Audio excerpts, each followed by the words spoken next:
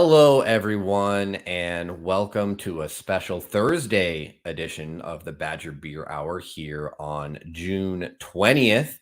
And we have a lot to cover, as is always the case. We will get the ball rolling with the news before having a dual interview with Eric Rykal about Modicum coming to fruition once again. And then I will be taking you to Menomonie for this edition of the Badger Beer Travels, followed by events and capping things off with the last call. So without further ado, let's get this show rolling.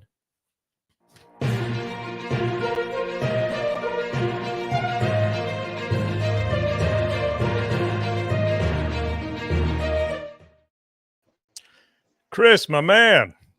What's up, Landon? So good to see you. Happy June. Happy June, man. It's been lonely without you, and without the news, without you in the news. But we made it. We made a go of it, but it wasn't the same. So yeah, I think all the news was holding out for my return. Yeah, we got a lot. It's been a rough month in the beer world. Yeah. Sorry, that was great timing.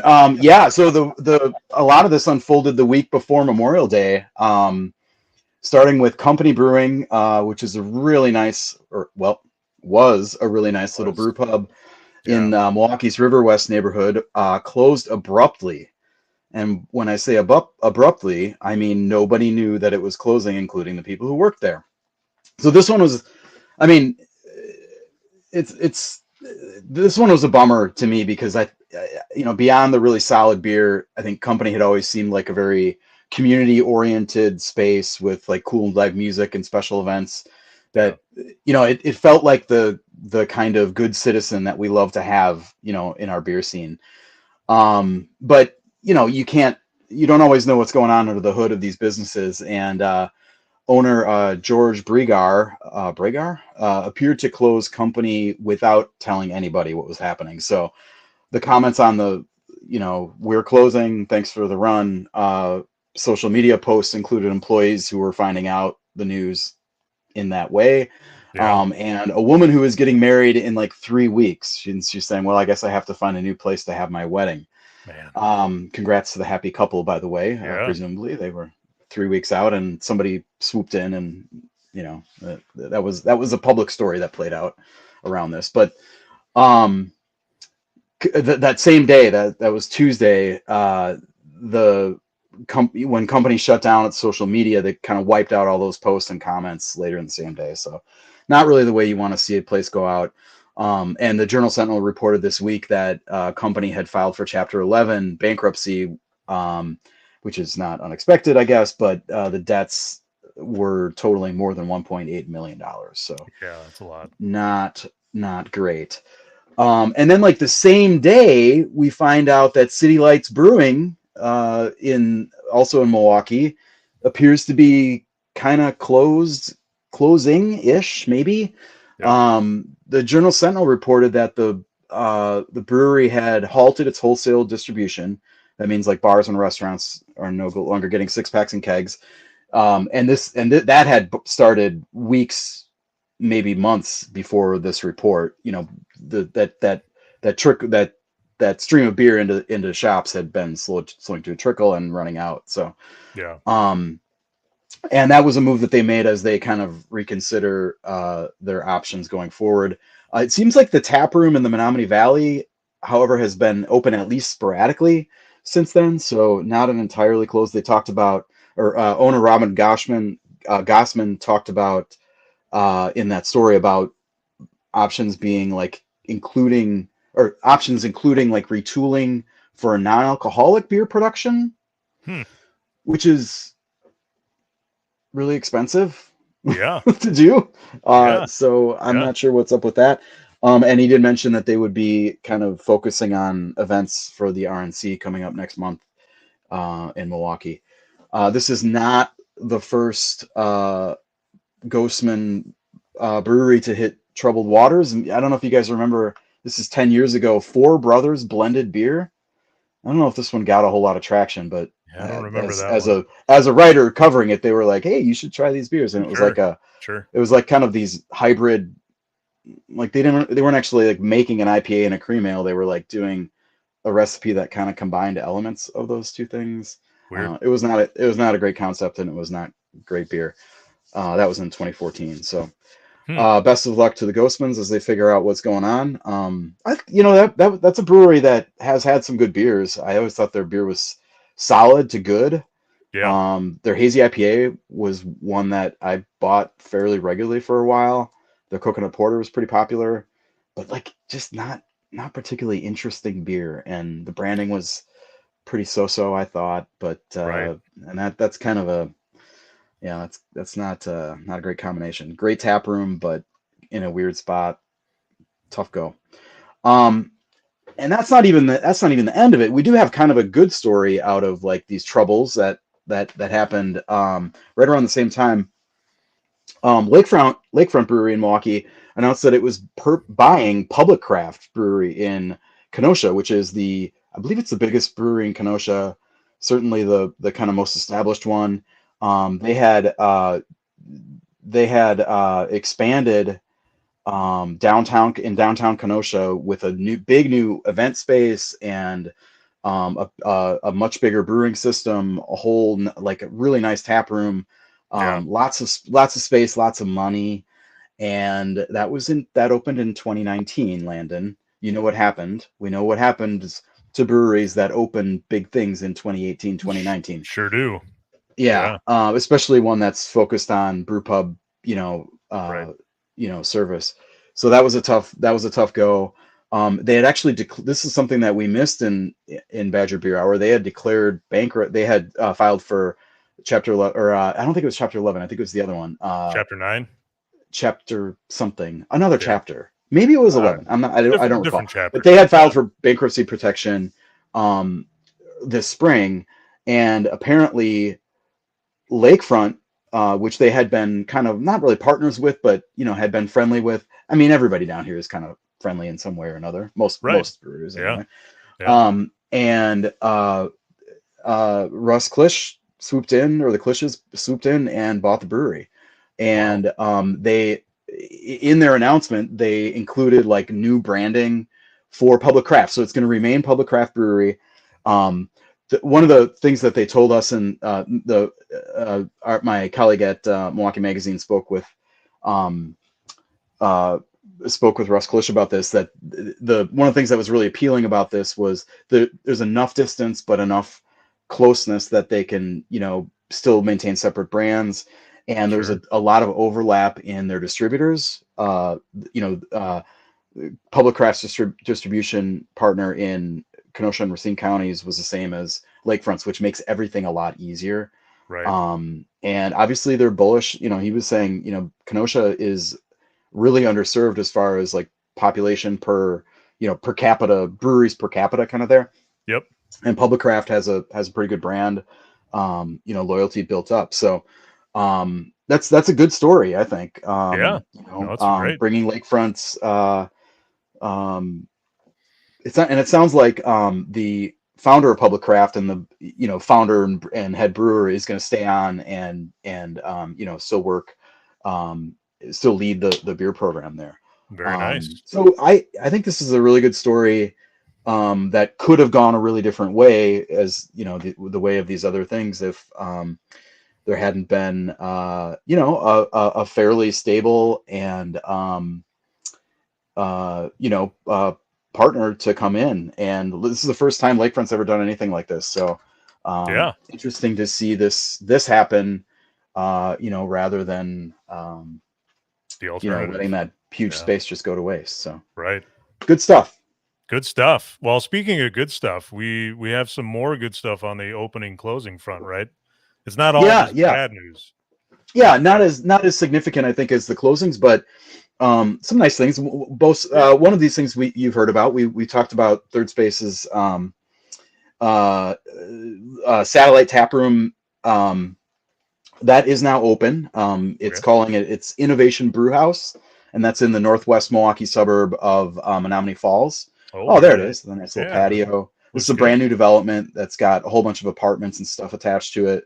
So, and it is the only brewery in Menomonie Falls, and it is a brewery. They have I believe it's a 10-barrel brew house in there. Really nice looking interior too.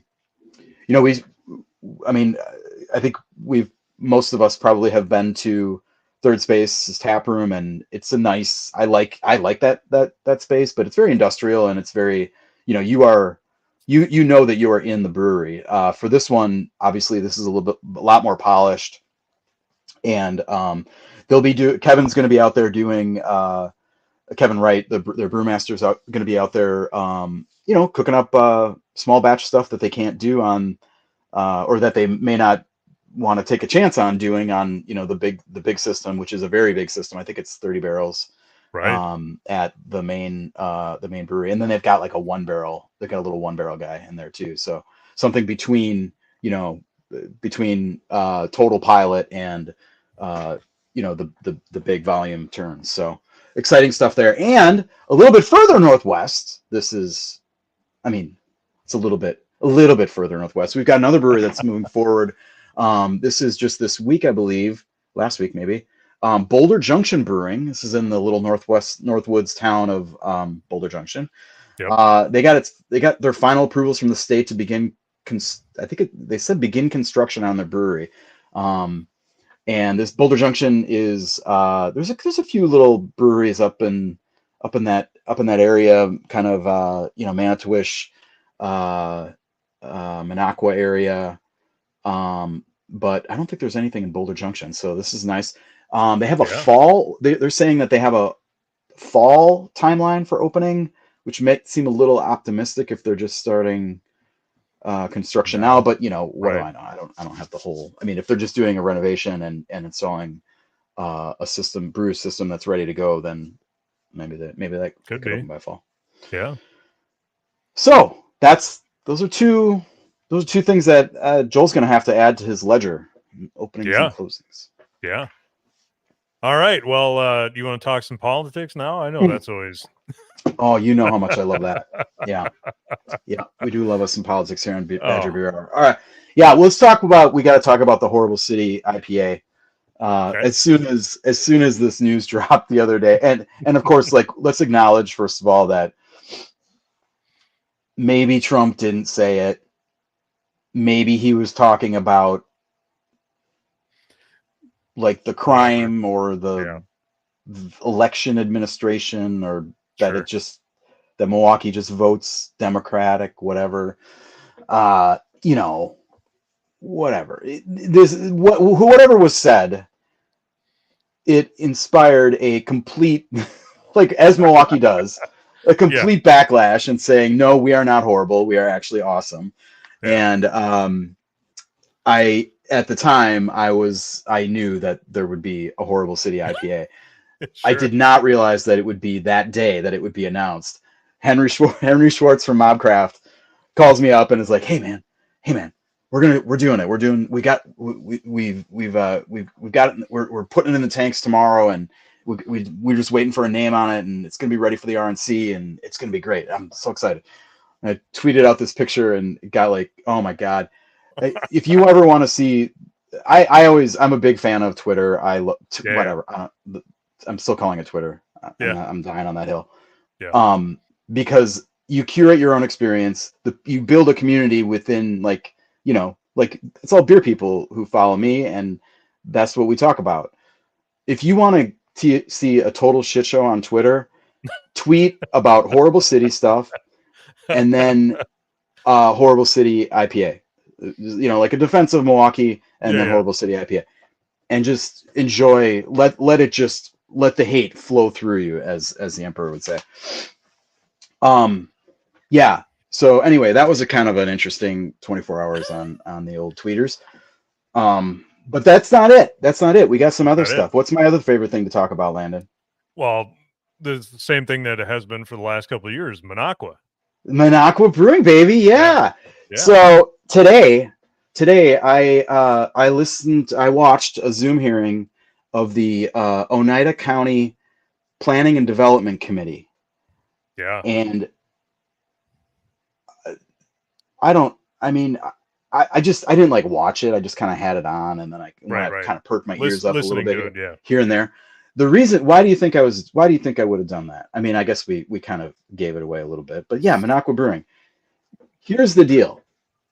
Minocqua Brewing has been running a beer garden at its brewery. This is the one actually in Minocqua, not the Madison Tap Room. Right. And they had a conditional use permit, which is like a zoning deal that allows you to do certain things about with your property that, you know, that allowed a beer garden, and the county attorney brought a complaint against Minocqua Brewing that it was violating its CUP for some reason that it was not exactly reported very clearly by our media friends in the North Woods there. And stay with me here.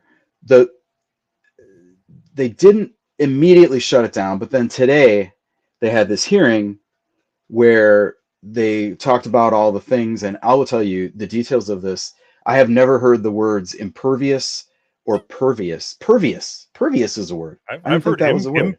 I've heard impervious. Impervious is the thing, but the opposite of that, it makes sense that it would be pervious. I suppose. I thought it might be permeable or something like that. Right. You know, it basically came down to like, is this gravel? Is this blacktop? Are these pavers pervious or impervious? Because that was the detail that was being. It was just horrible. I mean, you know, I'm a big fan of stuff about Minocqua Brewing. Oh yeah. Well, yeah. Imagine applying a county zoning into that. Just inject that into my already enthusiasm.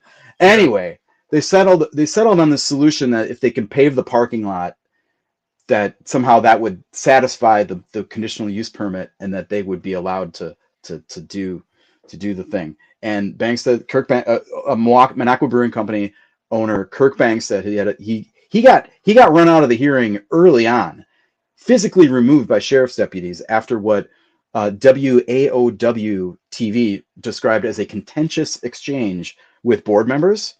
Nobody's surprised there. Yeah. Yeah, I mean, this is like 2 days running. There are 2 hearings running on this situation. That's what he does. Yeah. Well, okay, we're just here to report the news, Landon. I'm here to color commentate on the news. Okay, all right, you're going to be the color man. Yeah. All right, I'm the play-by-play guy. All right, so they settled on this solution, and Bankston's attorney says, "Well, that's going to cost like $20,000, and we can't come up with that right now. But if we're open with the beer garden until October, when we would normally close, I believe, then we can do it then, and then we can satisfy the conditional use permit for operating the beer garden in violation. So if we can operate the beer garden in violation of our conditional use permit, then we can meet the terms of the conditional use permit."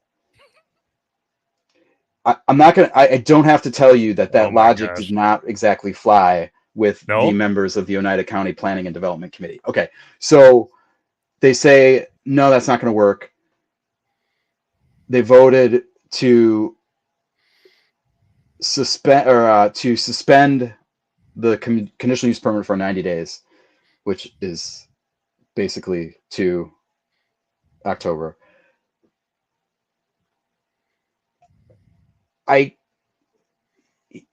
At one point, I have to tell you this one detail. At one point, somebody on the committee asked his attorney, like, "Well, aren't you guys raising all this money for, like, you know, selling shirts and like rabble rousing and stuff?"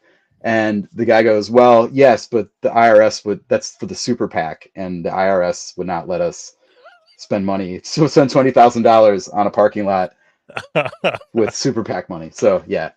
So I guess he's asking these people for the wrong stuff. Anyway. Yeah. So technically the beer garden will be shut down, but Banks had said in a Facebook post this evening that like a half hour ago, that like the beer garden will remain open pending appeal, which I don't know. And that the brewery is going to sue the county in federal court because that's where you go to satisfy conditional use permit. Why? That's the jurisdiction. Yeah, and in the meantime, you can taste the litigation. Taste the litigation. They got t-shirts. They got t-shirts already. I think this is one of those like, you know, I'm a February guy. You know, like my mother-in-law is I love her so much, and I think this is one of those shirts that doesn't actually exist until you buy it, but Right. there it is. You can purchase on Menomonie Brewing's already. Probably had that made up before he even started. That could be true. That could be true. No doubt. So yeah, that's the Menomonie Brewing update. Which I feel compelled to bring to you because I sat through you 2 hours of we got to have it if you sat through it. Well, it's something you can ostensibly only get here on Badger Beer Hour. It's what the people deserve. And it's breaking today. It's breaking right now. Just happened. Yeah. Just happened. All right, Landon, that's it. That's the news. Get your wait, hold on. I'm a little rusty. And that is the Badger Beer Hour news for June 2024. Yeah. No, it's not. No, it's not. My God, what? No, it's not. That's Chris's part. Yeah, but Chris missed the fact that we have to. I'm going to introduce our Badger Beer report. We have a report, Chris. We got a report to do here. Report. Man, nobody told me that on the rundown. No, well, I mean, it's basically in this case though. You guys pretty much already covered what we were gonna there's nothing. This is just breaking it down with the numbers of everything. Because again, kind of covering when there are multiple openings, it's kind of nice to also have everything showcased in one place. But again, if you just tuned in and you missed the early parts of the show, Third Space opened up their second location in Menomonie Falls, suburb of Milwaukee. I have not made it there yet. I'm planning on going there probably in early July after I get back from vacation. I'm excited about doing that. And then we also talked about company closing, and because of that, shift some numbers around. They don't really change much. And the other thing, though, I will always say as before, county breakdown still the same. If you hear of any brewery openings or closing, we're normally pretty on top of at least the openings. And we do, try to, some of the larger closures, I guess you could say. But I guess the bigger thing is some of those small uber rural breweries that only have a Facebook page, occasionally if one of those closes or something and you're near it, and make sure you let us know, because we do our best, but sometimes things go straight through the cracks. So there's our contact information. If you're listening on audio, you can email us at badgerbeerhour@gmail.com. You can hit up any of us on Twitter or the Badger Beer Hour Twitter or Instagram, whatever is convenient for you, just to let us know. And Greg is saying that we are going to go straight here into Badger Beer Travel. So do we need to do a transition or anything? Or are we just going to hop right in here with me and Landon? I think we're just going to hop right in here. So now Chris says, and that. Oh, and now I'm jumping ahead of Chris. Right. We already did that. Greg is having to hold our hand through this entire thing right now. Right. Man, we got Rusty on the 4-piece here. Bunch of amateurs. Bye, Greg. Chris, take us out, yo. And that is Badger Beer Hour news for June 2024. I mean,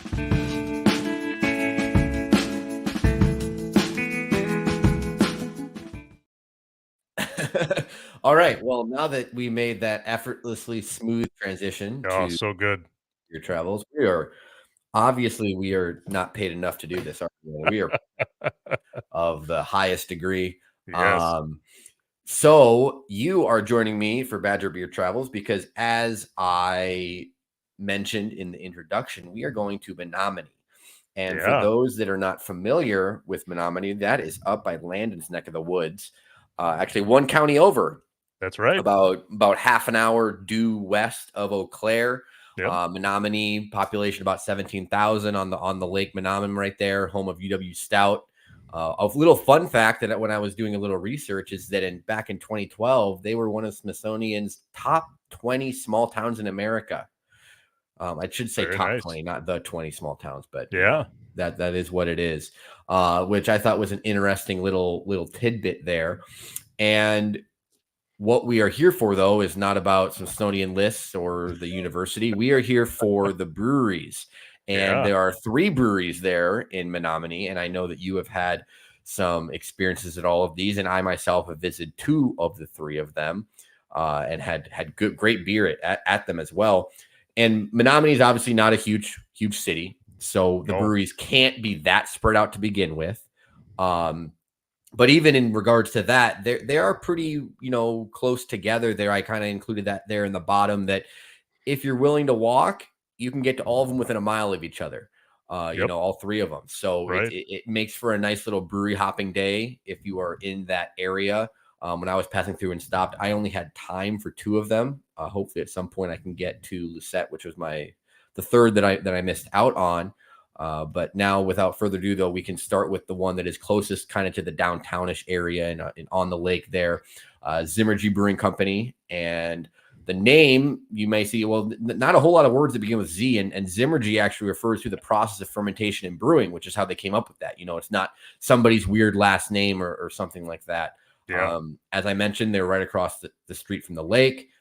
They opened up in 2018, so I was actually there kind of shortly after, about less than a year from their opening in a former auto body shop.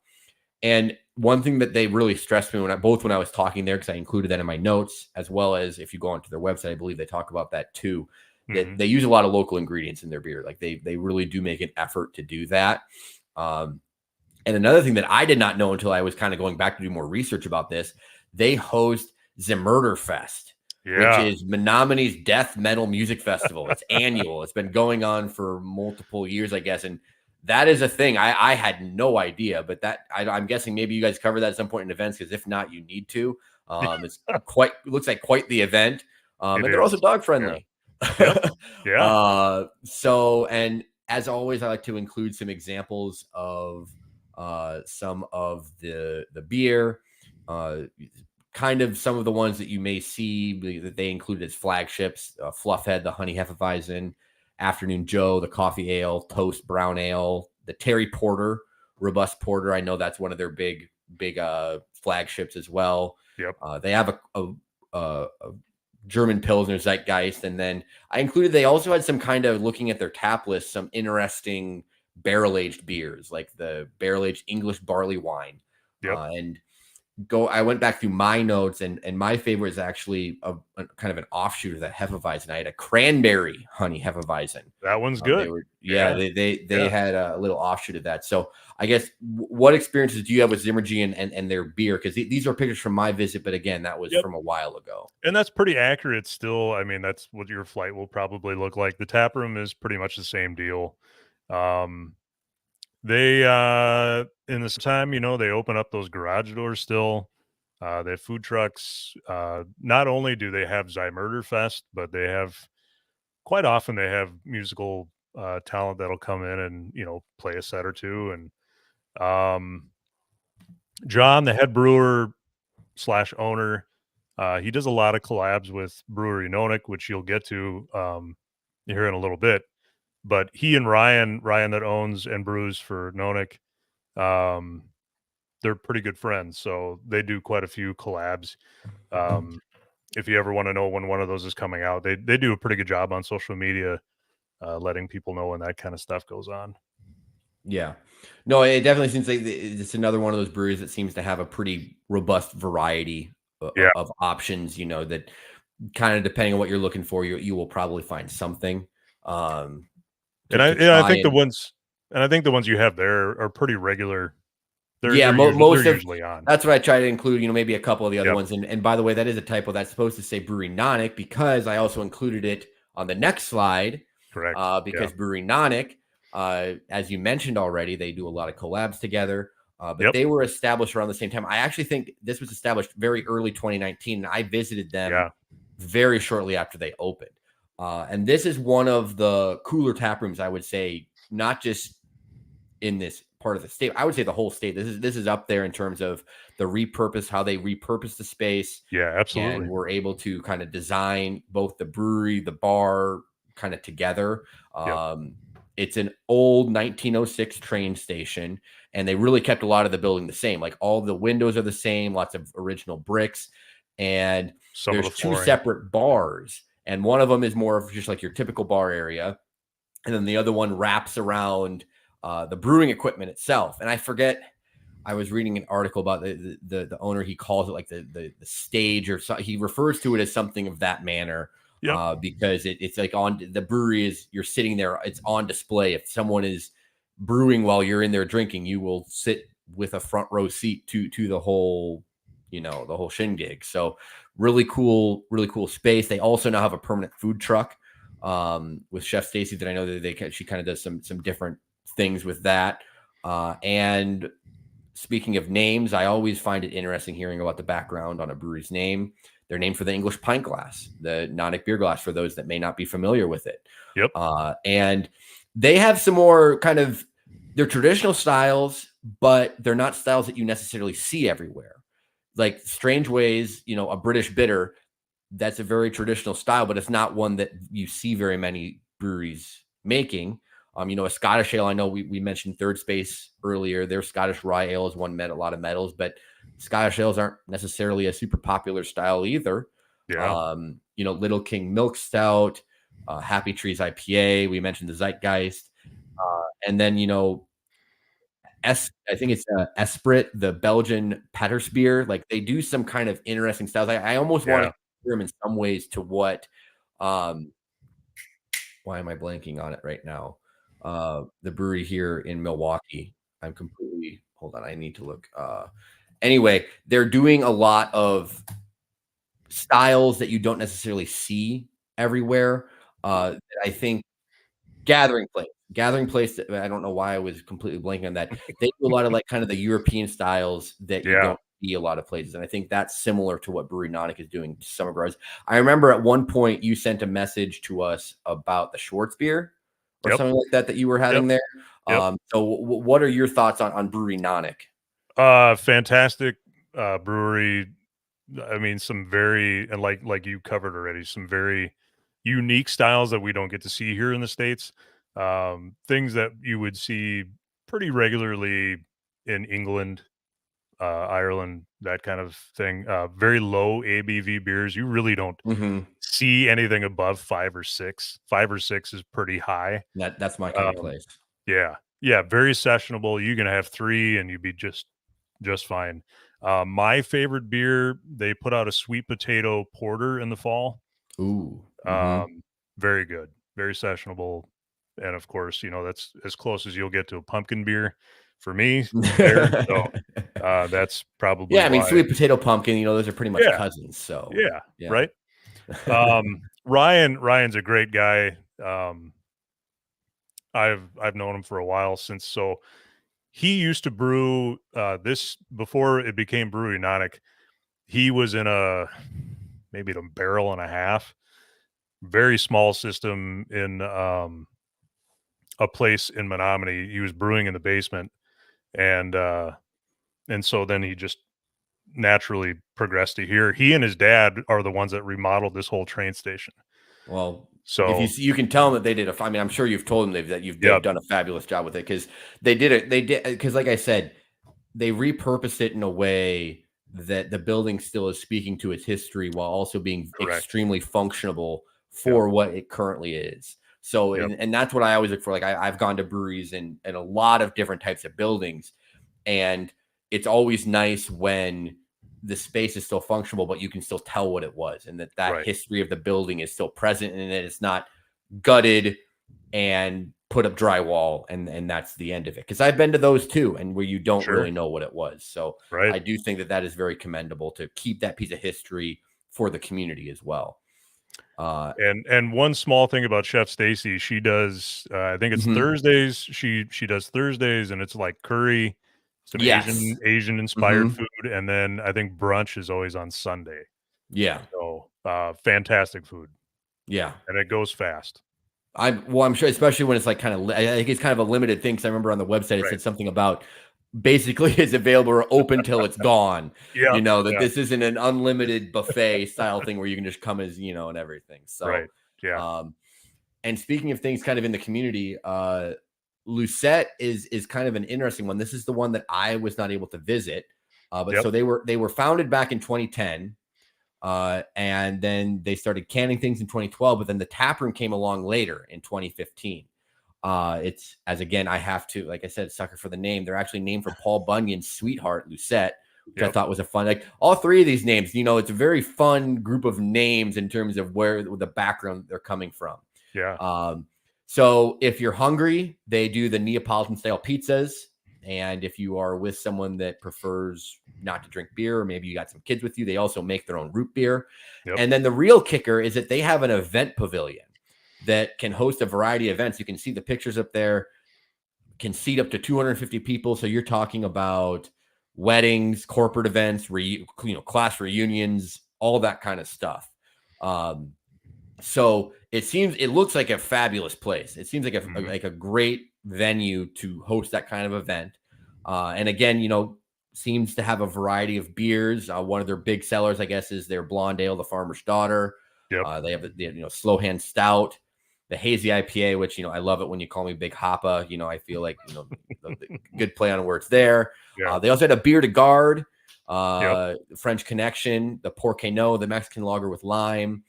And then I think most of those were all like pretty regular beers. And I also tossed in the Adventure Sandals Hazy IPA with peach, because from what I could tell, a majority of they do lean a lot more into the IPAs than any of the other breweries in the area. Or I would say they lean pretty heavy into IPAs compared to most breweries, is what I would say. But that they do have the other options as well, depending on what you're looking for. Their mainstay is the Farmer's Daughter. That one's always on. That's the kind of the beer that they kind of, their regular. That's the biggest selling one. Slow Hand, I think, is always on too. I've had the beer de garde before. And I think Chris says he's a big fan of the Slow Hand. Yeah, it's good. It's good. This one, that event space just recently got added on. I would say within the last year and a half, it finally got completed. They have a nice outdoor space too that's in front that you can sit outside. The one interesting thing, so you can see the pizza oven there behind those canned beers. That pizza oven came from Italy. Oh, wow. And apparently that pizza oven, because it came from Italy, came with an old Italian woman for a little while. Oh, really? So when they first opened, she was training them how to cook the pizza the proper way. Yeah. And pizza was coming out that looked good, but it wasn't apparently up to her standards. So she'd basically say, no, it's shit, and she'd toss it away. And then yell at them and make them do it again, do it the right way. That had to be quite the work environment there for a couple of weeks. It was entertaining to watch. I missed that in my research. Obviously, that they didn't write an article about that. That they would did have not. made for I think it was one of those things you had to be there for. Okay, yeah, they weren't necessarily promoting that fact that they had an Italian woman just screaming at them about making the pizzas wrong. I can't tell you it is at least it's up to my standard. The pizza's fantastic. Yeah. They look really good. Like I said, so as this was the one place that I did not visit to, as I mentioned on there, it's got there in the little bottom. These photos are from their own Facebook page. So right. But the pizzas, I looked online, they look great. Yeah. And that is really cool that they obviously have like a very, I guess, traditional official pizza oven. I don't know what the right word is for that, but it's not your run of the mill pizza oven. That they're not popping them into a microwave behind the bar that you can't see. No, you can actually just watch them. I mean, that's the bar right there, and they're cooking it right behind the bar. So you get to, if you're sitting at the bar at least downstairs, you get to watch them make pizza as they're doing it. Yeah, so that is awesome. And so I guess I can go back here to kind of go back to the other lay of the land side. Do you have any other overarching views on kind of the beer scene there in Menomonie? Because obviously, Lucette is technically the old dog there, even though the tap room's only been around less than a decade, and then the other two came around both around the same kind of time. But having three breweries for that size of a town is a pretty healthy, robust offering. Yeah, I would say if you're going for the beer, start in Nonic and go to Zymergy and then finish at Lucette with pizza. Lucette's still going to have beer that you'll like, But if you're the beer first, food later kind of a person, that's kind of how I would run it. You're gonna have to walk up the hill from Nanak to Zymergy, but if you want to walk anyway, but you got to burn it. I mean, if you're going to be Yeah, you eating gotta- lots of pizza later, you got to Right. the calorie deficit has to be built up a little bit. yeah, you can burn a few calories. Yeah. Yeah. No, I think that seems really accurate. Like I said, I would love to spend more time at both Brewery Nanak and Zimmergy that I went yeah. to, and also hopefully get back to Lucette. Maybe I can convince my wife to stop there for pizza with the kids at some point. There you go. But yeah, so as is the case with how I always like to end it, make sure no matter where you are living or where you're visiting, be sure to drink local everywhere. Cheers, everybody.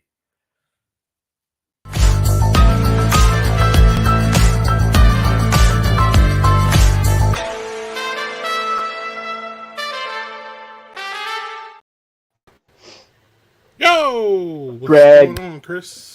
How you doing? Nice to see you. Nice to have you back. Man, that was a lot of clicking between those two transitions. Wow. But like, without further ado, Chris, we have a lot of things to talk about this evening, event-wise. So we'll just jump right in. A place near and dear to your heart, Chris, is tapping the special Firkin every day of Summerfest at 4 p.m. The first one is Lakefront IPA. I believe that. And Greg, you know when that is, right? Summerfest. When's the first day Summerfest of starts summer? today. Yeah. It's happening right now. So yeah, that's today, y'all. Check in with Lakefront's social media. Check in with let's see here. Is this the one? Yeah. Check in with Lakefront social media, but also you can check in with. Let me get to it, Chris. Wow, we got a lot going on here. Where is it? Oh yeah, check in with a thing near and dear to Chris's heart too. Check in to Milwaukee Magazine, y'all, where they have the 14 beer events this weekend. But also that's where I found that Lakefront was having a Firkin every day, and each Firkin is listed every week. You can find what's there. going on in Metro Milwaukee right on our website. Not only every week, MilwaukeeMag.com. but absolutely, and specifically with this Lakefront Firkins. Man, I love Firkins, so I had to highlight that one. I couldn't let that one slip at all, even though I probably won't taste any of the Firkins. Mm-hmm. Well, that's a shame. It is, and I just wanted you to acknowledge that. So, as long as you did, we're good. So, we have Ray's Green has a pop-up beer garden, Chris. That will be tomorrow from 6 to 11. Is this someplace that you've ever been, Chris? I have not been to Nagawaki Park, but there are pop-ups. There are brewery pop-ups. Well, they used to be all over. Like basically every little town park had a like out in the burbs had a beer garden, and that was kind of like sponsored by a different brewery. Often in Milwaukee, sometimes out in the burbs or whatever.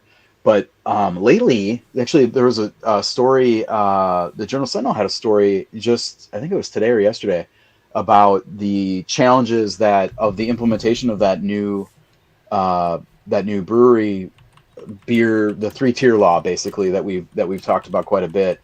And you know, our guy Ron from Amorphic, he called this one out and said, you know, that this central it basically the law centralizes and also gives local authorities centralizes these permits that allow these kinds of things. They're called the like +1 permit, basically, where so if you have a brewery, you can have like a beer permit or a liquor license, essentially, that allows you to do sell beer at another site. And a lot of breweries were using them for this purpose. And I know I backed news into the event segment, Greg. You know how I was gonna do it. But the story pointed out some of the challenges that these breweries have been having with this new regime.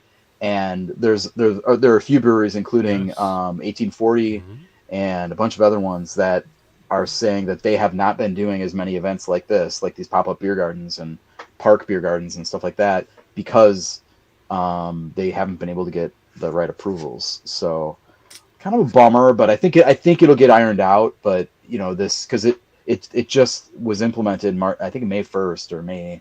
Yeah, I think May 1st was the first day that that was in effect. So, that's not a lot of time for these kind of spring summer events. So, yeah, but Raise No, Green, but they got their shit together in time to go out to Nagawaki, which is a nice. I haven't been, but I know that this is a really nice park. yes, and luckily, y'all are in Milwaukee, the best place outside of the best beer garden city in America. I will go out and say, y'all can prove me wrong. Prove me I wrong. actually Please wrote prove something me about wrong. that in our June issue But that I'll tell you about later. yeah, right. So y'all are in a good place to weather the storm, if that makes sense. So Right on. I'm gonna weather the storm, I think, because it's gonna be stormy on Saturday, and head over to the Herbery's tap room here in Madison for the first anniversary weekend extravaganza. Thanks, Joel, for the shout out for that. He just recently visited them, and he'll probably want to tell us about that in the last call. We'll see. He's got other things to tell us though too. But the Herbery is going to have a bunch of things going on, Chris, starting tomorrow. Looks like they got some music coming in, like, the normal anniversary celebrations. We got some DIY tie-dye.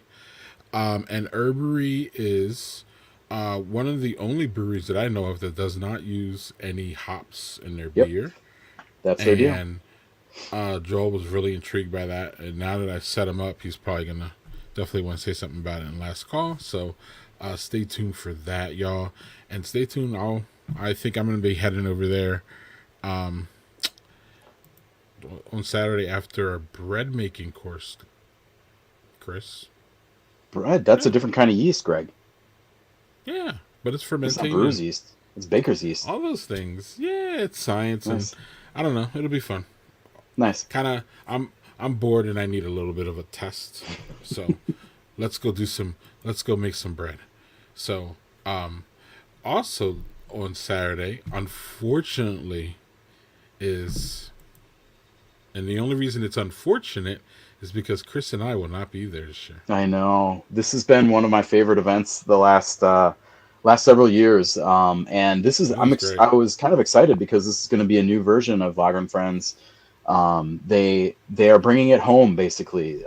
Gathering Place in River West is the has kind of been the coordinating. They've been the brewery that puts this on every year, and this year they're bringing it home. They're going to have it it's basically going to be a big block party right outside their brewery on Vienna Street there, and they'll have tables and booths set up for all the participating breweries. I think there's 20. Is there 20 breweries? Obviously, all focused on all focused on lagers. It's always been a great event to see kind of the range. People think about lagers and they think, oh, it's going to be a pale, a pale fizzy beer, and Doppelbocks and Schwartz beers and Rauch beers, and so many different ways to use lager yeast and create something interesting and unique within this kind of great family of styles. I'll say too that it is like a beer festival.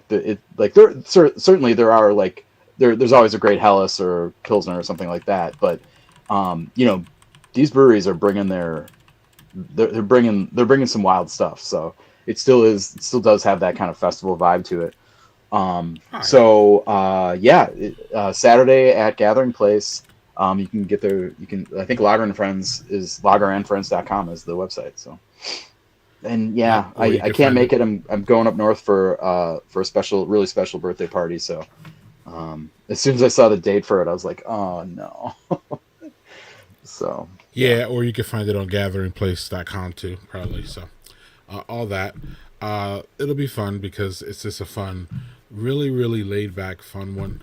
Lager people are cool, are good beer people. They're the right beer people. This is one of the best crowds of any beer festival that I've been to.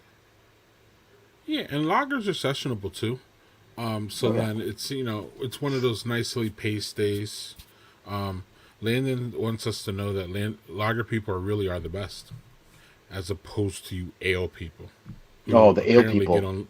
Apparently get on Landon's nerves or something. I don't know. Maybe he can expand in the last call.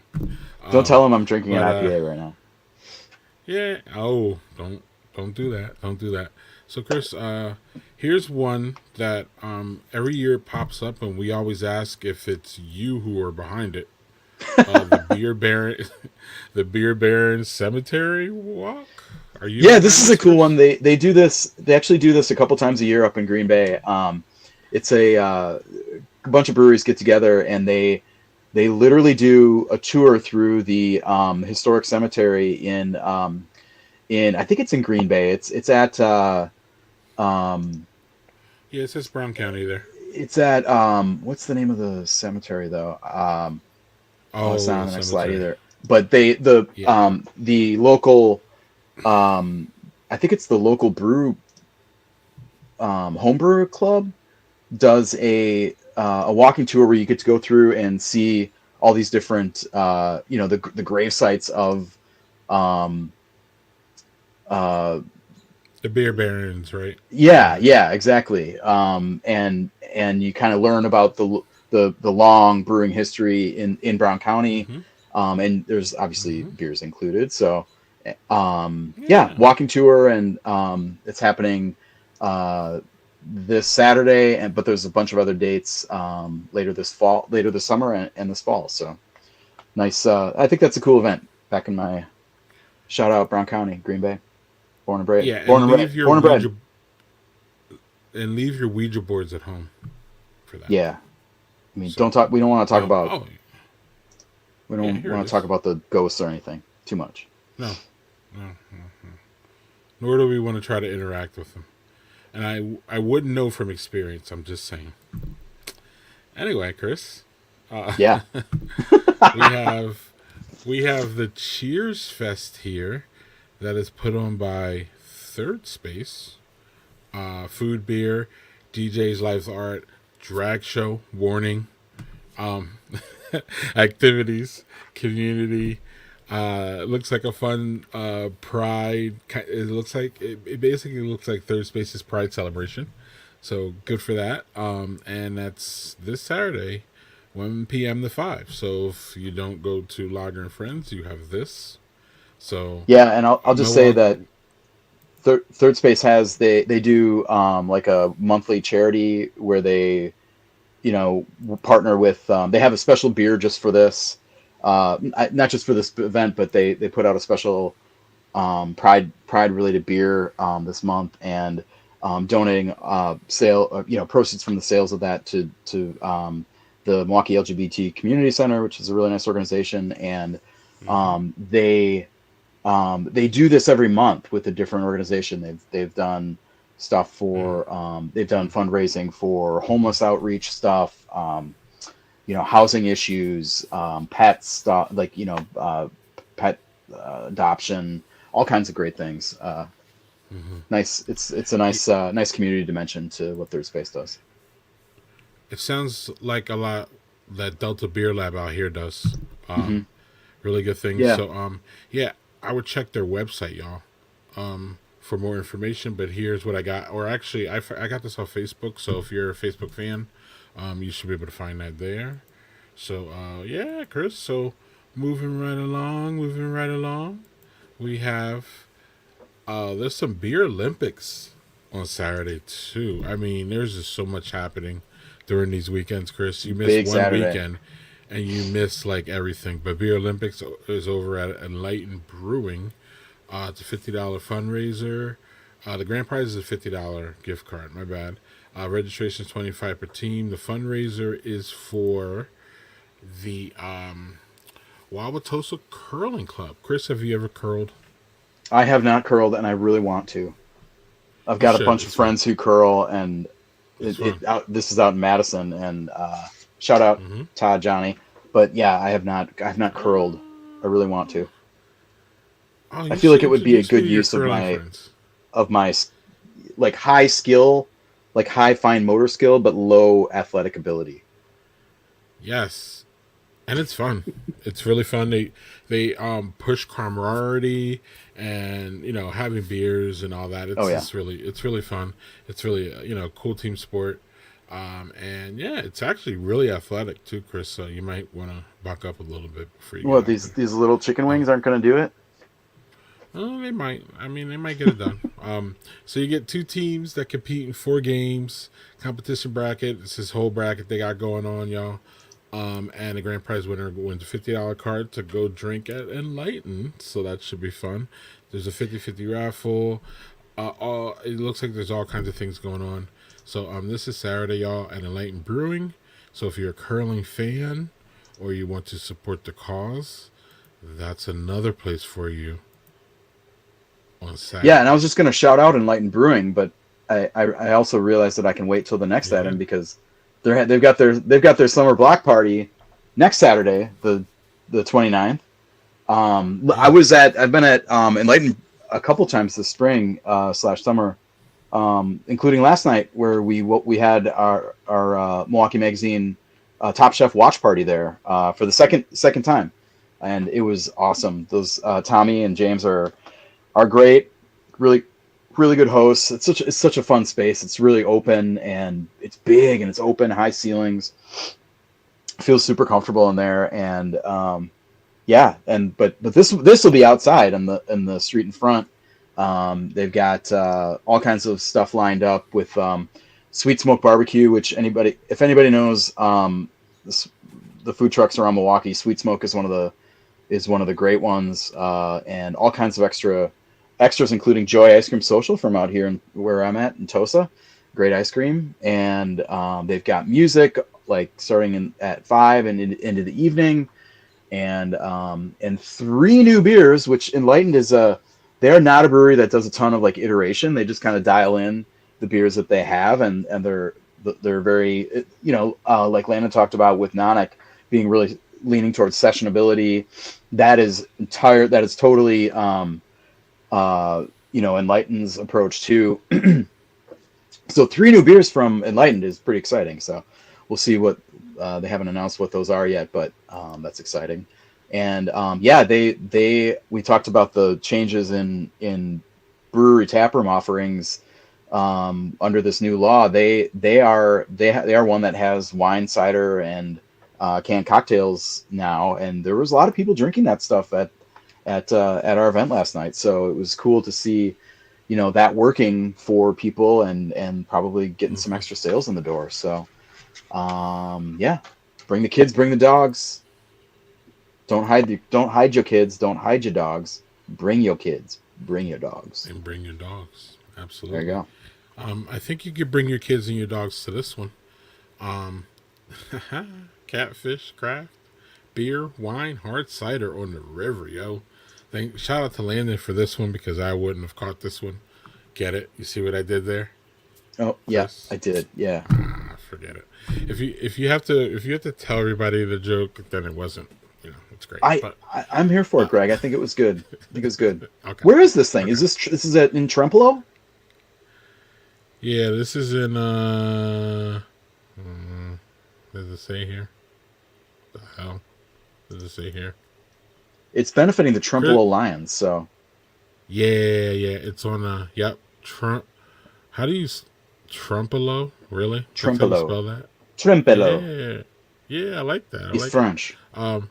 Yeah, it's on the Mississippi River somewhere, Chris. We've narrowed it down to 400. But Greg, that's we can't send people to Potosi when they need to go to Trempolo, Greg. That's not good. This is true. But Potosi would be great with the museum and the bird. Oh yeah, I'm not saying don't go to Potosi. I'm just saying don't go to Potosi if you want to go to, Catfish Days here. Catfish and Craft. Yeah.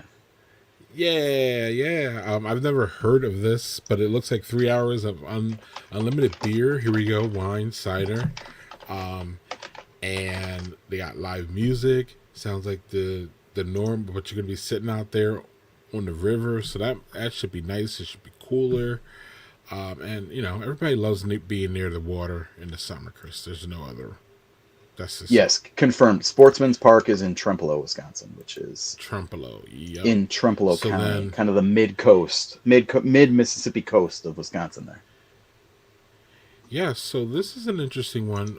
All proceeds go to the Trempealeau Lions, who turn right around and give it back to the community, which is great. But I like some of these benefits. The benefits of suffering: ramp building for those unable to access their homes, youth sports programs in need of equipment, travel funds. So this is, you're basically paying into the community, and that's always a good thing, right, Chris? It is a good thing. We like it. Yep. So You know what else we moving like, right Greg? What? Let's hear it. Ribs. I like ribs. Chautauqua. That's up northwest. We got the Right. Bruin Rib Fest. This is now we're jumping ahead here. We missed a weekend in here. Yeah. But yeah, we're it's- in July now. we were surprised. We were surprised there weren't quite as many little festivals and stuff that we could find in Wisconsin this summer. But we got Chautauqua Bruin Rib Fest, which is nice. Yeah, well, that's July 13th. I think what happened, Chris, is one of the things is that it seems like there's a lot of things the next 2 weekends. There's clearly a lot this weekend. Yeah. And then the weekend after that is July 4th weekend. It's so the 4th, maybe the breweries So- were like, we're going to chill on that weekend and not really do anything. And now we will go right back. Right after July 4th weekend will be this weekend, or the weekend after. We're getting back into it. And we're going to have a rib fest here, y'all, which sounds amazing. Yeah, so this looks like your standard beer festival deal. You got your sampling mug, you got brewers, you got live music from the Jerry Way band. If Jerry Way's not there, it's not even really a beer festival, is it? And then the key factor is the rib tasting. So that's I think nice. there's going to be 4 different barbecuers. I think they said Okay. there, maybe 6, 4, something like that. So you'll have a nice sampling of some different kind, maybe some different sauces, and maybe you'll have pork and beef. I mean, there's nothing really more to say about this. I'm sold. Actually. Beer and ribs. Yeah, if you're close, I don't know, what you're doing. So here's where we talk about Milwaukee magazines every week. Y'all put out a wonderful list for Milwaukee only, y'all. So if y'all living in Milwaukee or you're traveling to Milwaukee for the weekend, like I love to do for beer, this is really your go-to stop to find pretty much everything that's going on per weekend, right, Chris? That's the good stuff. Absolutely. So we're going to some things we wanted to highlight on the horizon, y'all. Don't Not forget. necessarily this year, but We recognize that book. you're not necessarily going to hear this on a Wednesday or in this case a Thursday and then jump out and go oh, I'm going to go to that beer festival on Saturday. People's schedules book up here, so we want to give you a little bit more, little bit of advance warning on what's the good stuff that's coming up. Yeah, and that looks like a Wisconsin prairie there. I like that. It's nice. Puts me in that mood. The Malt City Brew Fest. Chris, you familiar with this one? I have not been to this one, but do you know why Manitowoc is Malt City? No. Their Breeze Malting has it's got to be the biggest building in Manitowoc. They've got a huge malting facility. I think it's right downtown, and it used to be a Budweiser, like a in-house Budweiser thing. I'm not sure. I don't know if that's true or not, but I'm kind of spitballing from memory here. But this is going to have 30 craft breweries, music, food trucks, and more downtown Manitowoc. Yes. Hopefully, it'll be cooler by the lake, July 27th. Could be a little muggy. Could be a little muggy. Bookmark that, save that date, y'all. It's coming up. You might want to look into tickets. We'll probably talk about it a little bit more next month, so we won't stay on it too hard. And then we have the Milwaukee Beer Fest. The 14th annual Milwaukee Beer Fest, which I'm sure Chris has some idea about. Yeah, this one's right downtown on the lakefront in McKinley Park. Same weekend, Saturday, July 27th. They've got the VIP deal. They've got, this is a nice setting we talk about the Great Taste being like the best setting for a beer festival in the world. Mm-hmm. And I'm not going to say this. I mean, this is not better than that because, it's a little open. It's, it doesn't have the shade that plus it's a Great Taste. But Milwaukee Brew Fest, very, very solid. And the nice part is that when you get done, downtown Milwaukee is right there. The lakefront's right there. So you got a lot to do after when you get out at 6 o'clock or whatever it is. So, yeah, nice event. Yeah. And then here's a quick overview: $75 and $95 for general and VIP. Looks like you can see the tickets are on sale right now, y'all.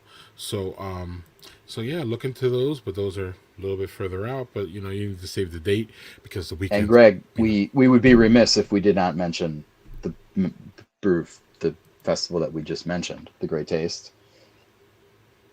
Oh, what is the date? What is the date on that? August. Well, I know, but if you're saving dates, you got to 11th. save that one. That is well, you've August already saved 10th? it because you better have your tickets already. No. Now, see, Yeah. I know people say that, but you can just go. I think you can just go these days. Yeah. If you don't have tickets to the Great Taste, I think you can just go get them that day. Or you can call me. I can get you. Go the night before. Go to the Maybe, Great Taste Eve events. You can find them. Just get your hotel room. That's the hard part. And Chris, and that. Let's go. Do it. It's the Badger Beer Hour events for June 2024. Thank you.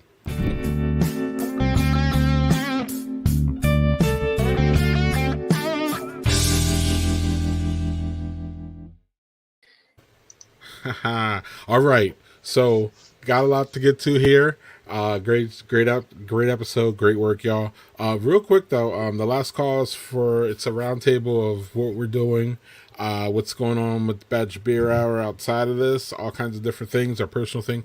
But we did miss one thing in news, Chris. So I do have to make sure that everybody knows that the Lone Girl, especially here in Madison, Lone Girl Brewing is opening up a Madison tap room with Roman style pizza at the end of this month. They said at the end of June. So you got a week in the old Oso Madhouse. I drove by there 2 days ago when I did my Giant Jones event, and the Oso Madhouse sign was still there. So there's still work to do. But Lone Girl is they're expanding. And yeah, Lone Girl is a restaurant that brews their own beer. That's the way they put it. And but they were award winning. They recently won an award. Where was it? The World Cup? Joel or Chris? One of y'all know this, right? The Lone Girl just won a national award for I think it was Belgium recently. Yeah, it was. Yeah. So they're putting out good beer. And Roman style pizza, I mean, I'm down for it. I don't even know what it is. I Googled it. It's some square, thin. It doesn't matter. It's pizza. Does it really matter? I mean, it's pizza. Greg, you've never been to Rome? Come on. No, right. He didn't have the pizza there. So. Oh, that's right. Yeah, he was all up on the scampi and shit like that. Yeah. Yeah. Right. And I don't think any Italian women were used in this iteration of. Oh, well then, how do we know that it's good? How do we? Yeah, you don't know it's good. See, if I don't have Nana yelling at me Italian pizza, just taking it. If I'm in Menomonie, Wisconsin, at Lucette Brewing. I always pictured I pictured this old lady just taking it away from a guy who's about to eat it and say, "No, it's not good enough." Boom. Mm-hmm. It kind of was like that. It was a little like that, yeah. Joel, you want to talk about this real quick? Yeah, just to kind of briefly mention again that we started up a separate Twitter account for the Badger Beer Hour. We also have the Instagram page. Both of those accounts, Instagram, we kind of do more of posting kind of updates on what we're all kind of doing with things. But in both cases, we're really promoting events and ongoings that are happening at breweries that we don't necessarily have time to discuss on the show, whether that's beer releases, whether that's weekly live music, yoga, weekly events, that kind of stuff. I've really been on top of, if you are following the Instagram account, if you follow the stories, I try to make sure to post all the events going on that breweries are posting about. And then on Twitter, breweries aren't as active on Twitter typically, but whenever they are posting about something, we're trying to retweet that out to the audience. Basically just trying to use those accounts to really share what breweries feel is important to them. So that's kind of where we're Yeah, at. and if you're watching this on my Twitter account, like go follow Badger Beer Hour like right now. What are you doing? Yeah, listen to Chris. There it is. Yeah. Badger Beer Yeah, Hour. like I said, Do it right now. Well, we all have our own personal accounts that we kind of use for our own things, and the Badger Beer Hour accounts are now like they're primarily used to promote strictly what is going on with Wisconsin breweries. And so if you want to be up to date and staying on top of what is happening at breweries, because we're covering, I'm posting stories and retweeting stuff from breweries all over the state. Like, we really are covering as wide of a footprint as we can within the state of Wisconsin. So I do definitely recommend, if you follow us, go follow the Badger Beer Hour thing, because it's more specialized to talking strictly about what is happening up to date at Wisconsin breweries all over the state. Yeah, and if you follow me on Twitter, I've been a little bit less active on the kind of nuts and bolts. Like, here's a good event happening. I mean, I pick my spots a little bit more, and so if you're missing that kind of more regular engagement, kind of a broader swath of events and happenings and stuff, this is where to get it. Yeah, and I use that as part of our show research, and I go back. Chris asked me if we had covered something last month because he wasn't here, and I literally went back on our Twitter page to see the dates, when it showed, when things happened, because we usually do the Badger Beer Hour, y'all, and then all hell breaks loose 2 days after. And big news always drops like a second after we're done. We gotta wait. Yeah, like, guys, what brewery do you think is going to close tomorrow? Yeah, Right, something's gonna happen. It won't be Right. tomorrow because that's a Friday. Yeah.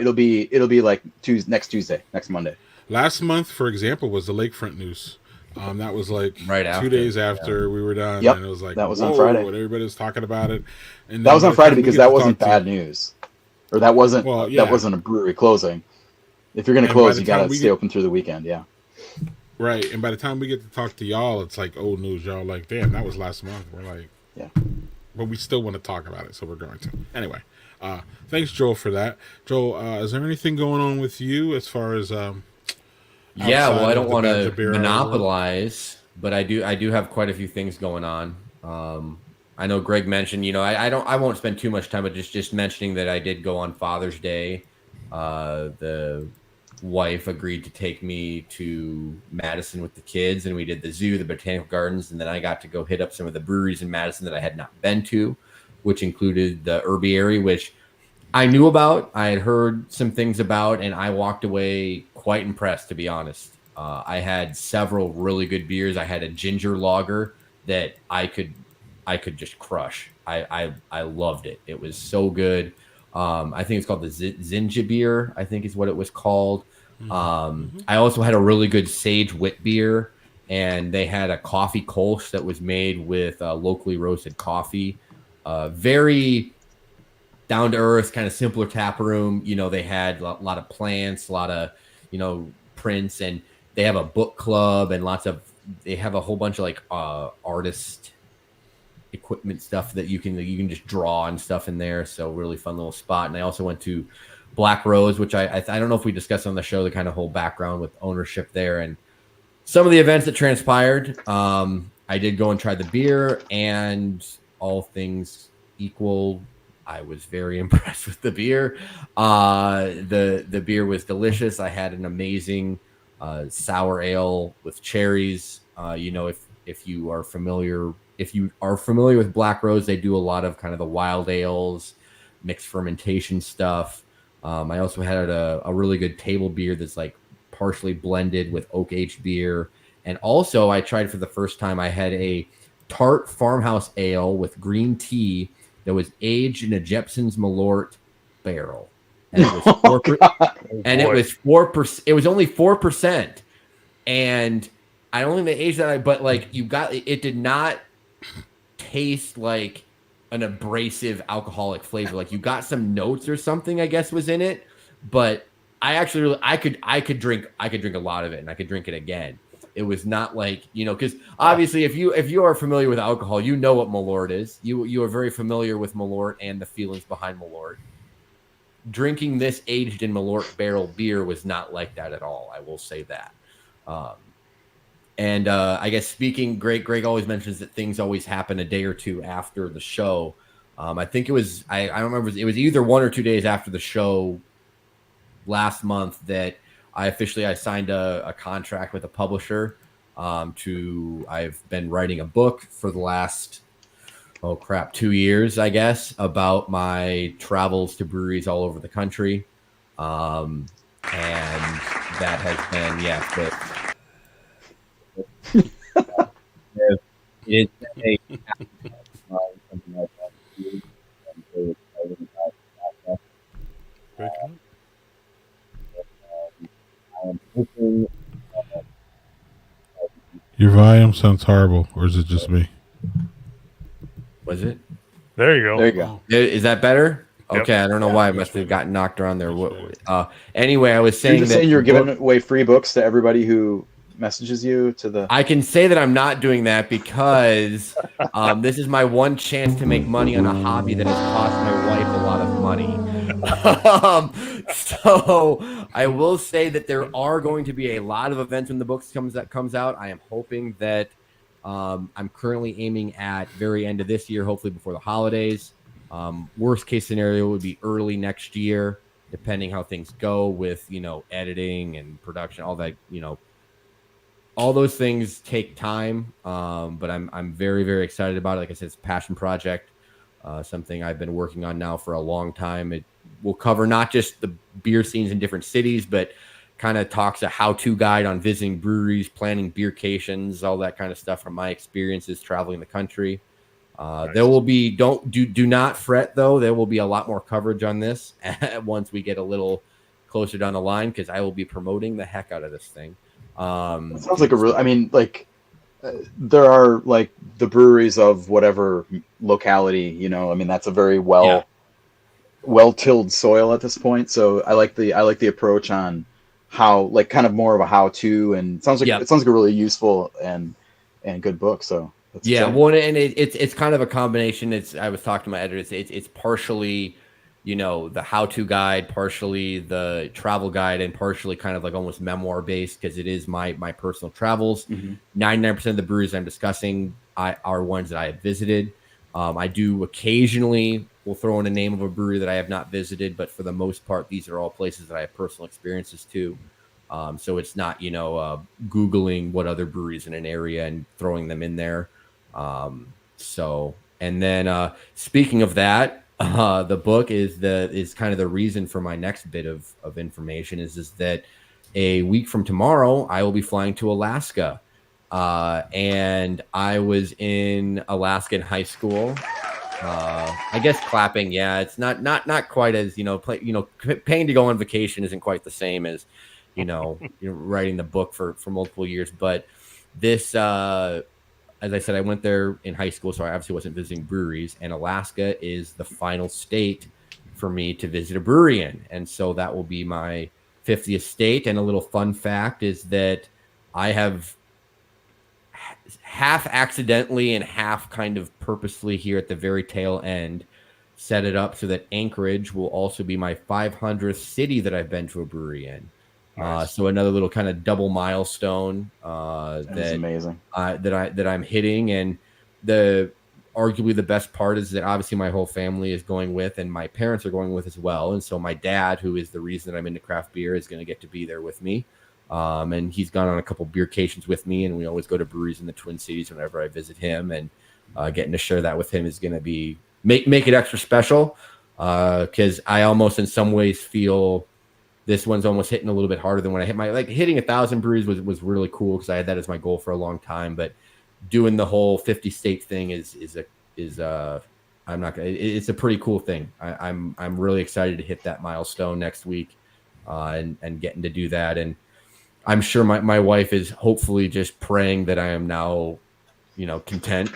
And we'll see. you know, she knows that I'm always going to want to visit new breweries, but there is a certain extent where I'm like, you know, enjoying the ride more so than always planning on hitting breweries on every single little stop, and making her stop for a lunch in the middle of Nebraska for a brewery to take the kids into. And that was literally my sixth. I had a milestone visit in a small town in Nebraska that we stopped at for lunch. So she really has, you know, I think I jokingly told her that I'm going to dedicate my book to her and write that I'm thankful that her love for me is greater than her distaste for beer. Because yeah, that is, without her, this whole thing would not be possible. But yeah, so long story short, make sure if you can follow me on Instagram and Twitter if you're interested in Alaskan breweries, because I'll be posting a lot about that kind of stuff. And I'm excited to kind of go up there and see, because outside of Alaskan brewing, you know, because, you know, they're amber ale and a couple other beers that people may be familiar with. It's going to be cool to go up there and visit these breweries that most people like you don't really hear of. Because there is, like, Anchorage has a pretty healthy brewery scene up there. I think there's you know almost 20 breweries around that Anchorage area, so it'll be neat to check all that out. But and you're going next week? Yes, we fly out on Friday, so I will be. So you're gonna get the full midnight sun situation. I mean, yeah. Oh no, I was talking to my neighbors about this. He's like, he went and looked it up. It is wild, man. And it's cool. Sundown was like at like 11:35 p.m. or something, and yeah, you know, hopefully the Airbnb has blackout curtains for my kids, but otherwise we'll figure something out. Very nice. All right. That's great. Congratulations, Joe. Yeah, my next week won't be as fun or as adventurous. How about that? But it will be fun. I will be going to the 24 Pride Dabbler in Minneapolis Sculpture Garden, over 70 breweries. So I will be attending that next Friday. That'd be great. Dabbler, Landon, those are good events. Those are really good events. Yeah, they are. The winter one was Chef's Kiss. So yeah. This should be great. And yeah, Chris, I'll be decked out in my Pride gear like you were when you went to Pride, and all kinds of people can say all kinds of crazy things about me during that, like they did to you. So like that'll be great. That'll be fun. I'll look for that, y'all. And Landon, I don't know, maybe we can meet up for when I come through there. Maybe we can meet up. I'm not sure. We'll talk about it next Thursday. Yeah. So lastly, I had a Juneteenth marketplace at Giant Joe's. Went fairly well. Couple bumps, but it was a good time. And they're willing to do it again, so we'll be doing it next year. It'll be on a Thursday, and it'll actually be on Juneteenth, which is June 19th, 2025. So look for that. We'll talk about that closer to when that happens, but that was great. Chris, since we last saw you, y'all won some prestigious award. And we also have this. We need the clapping. We need the clapping. Yeah, tell us all about it. Tell us all about it. So last month, we went to me and a few colleagues went to the City and Regional Magazine Association conference in Cleveland, and it was a great weekend of workshops and just networking and exchanging ideas, and it was great. But at the end, they have this awards presentation, and these are awards that are given out to the city and regional magazines all across the country. And Milwaukee Magazine won General Excellence in its circulation division. So we are, by generally one measure, the best of our peers in the entire country. Generally excellent. It was extremely satisfying, and I think you mentioned you had the June issue up, Greg. I mean, we're gonna win it again next year. This is a great. If you're in the Milwaukee area, this is a great issue. And I don't say this every month, but it's our summer guide, so it's got like calendars of all the best stuff that's going on in the city, and really around the state. It's got all kinds of interesting stories about stuff around that too. And then we have a feature well that includes just 3 really awesome stories. One is a reflection on working like John Gerda is basically like the foremost historian in Milwaukee, and he reflects on his time straight out of college working at this group home in on the south side, and kind of the experience that he had as an ideal, the kind of the idealism meeting the reality of what social work is, which is like kids who just don't give a shit and are, troubled, and one particular case in particular.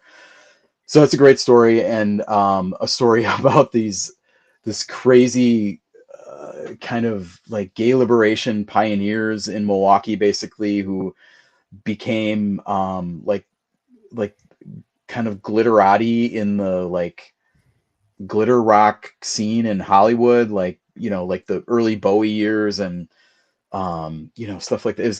It's a wild and it's an unbelievable story of like, how did these kids from like Cudahy and St. Francis end up in LA doing all the, like, just being famous for being famous kind of thing. Wonderful story. And then we have a state parks guide that includes write-ups and information about all 50 state parks in Wisconsin. So it's an issue that I am really proud of, and I think we really like the timing of winning this award and then this great issue coming out, like we knew it was really good when we finished it a couple months ago, and now to have that be kind of the face, and like, dude, the Top Chef guy is right on that cover. It's a wonderful cover by our art director Chelsea Mamero, and it's just, that guy got robbed. I don't know no spoiler alert, I guess, but like Dan should have won, I thought, but whatever. It's cool. So anyway, check that out. And Milwaukee Magazine, subscribe. If you subscribe right now, there's a thing on our website where you can get 2 free tickets to Summerfest, which is like, makes it worth it. Go to MilwaukeeMag.com. It's like a digital delivery, so you can get it right. You can subscribe tonight and go tomorrow. It's in your inbox. Boom shakalaka. Very nice. Excellent, Chris. Excellent. I promise there's nothing as cliche as boom shakalaka in that issue also. Okay. Greg doesn't sound convinced, but Yeah. I don't know. Spit take. Chris, good to have you back. Yeah, great to be back, guys. Good to have you back, Chris. Landon, I don't know how you're going to follow up an Alaska trip, a beer dabbler trip, a great excellence. I mean, so you're here, buddy. Good luck.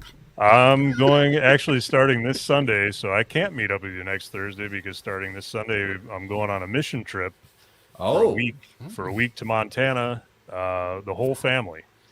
So nice. Where in Montana? Billings, Montana. Something. Look at that. Oh yeah. Yep. So we're gonna help the community of Billings, Montana, That's with awesome. various projects. So yeah, that's awesome.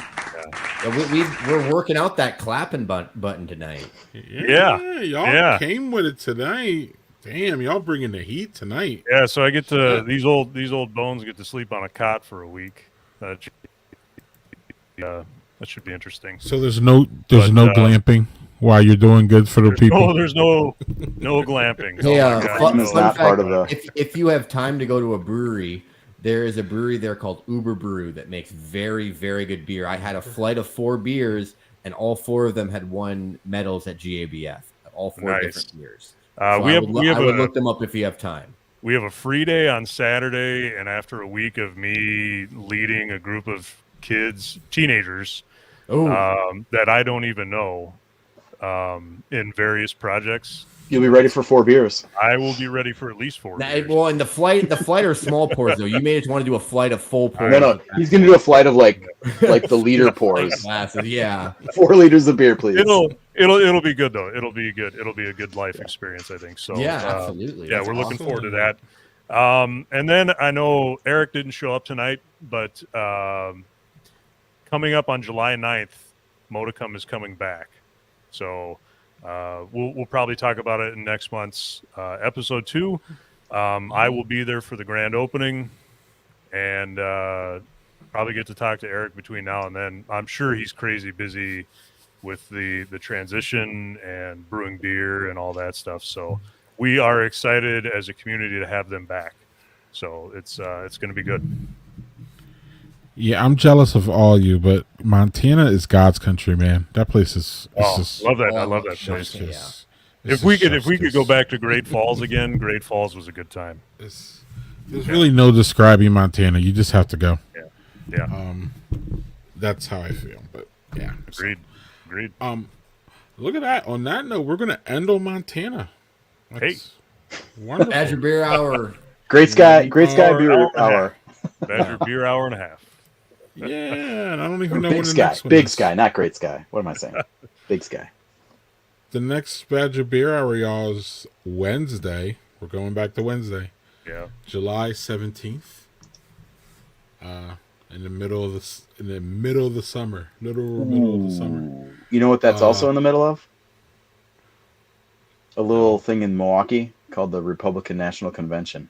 We wanted to talk that about means politics. we'll have We wanted to more talk about politics. politics, right? Oh, yeah. good. I may be otherwise indisposed. Yeah. Oh. You got to go to the RNC. Okay. Yeah.